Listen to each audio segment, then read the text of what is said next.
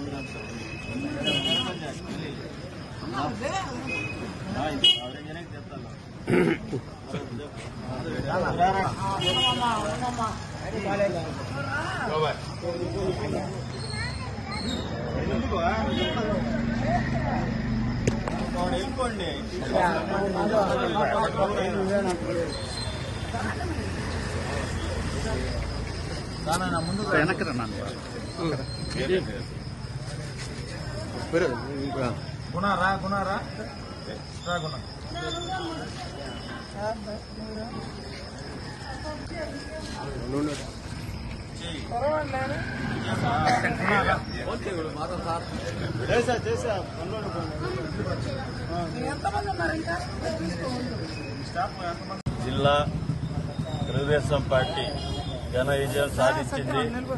అదేవిధంగా ఈ ప్రాంతంలో 15వ డివిజన్ మంచి మెజార్టీతో 2300 మెజార్టీ నారాయణ సార్కి రావడం జరిగింది.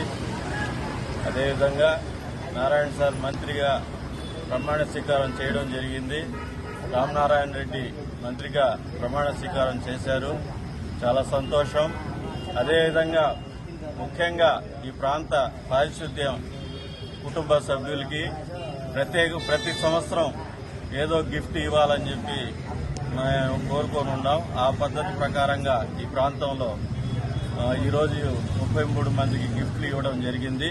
ఈ కార్యక్రమానికి సమీము, మల్లి, ఫరోజ్, యూత్ లీడర్లందరూ, కాజావలి అందరూ పాల్గొనడం, రాజన్న పాల్గొనడం జరిగింది.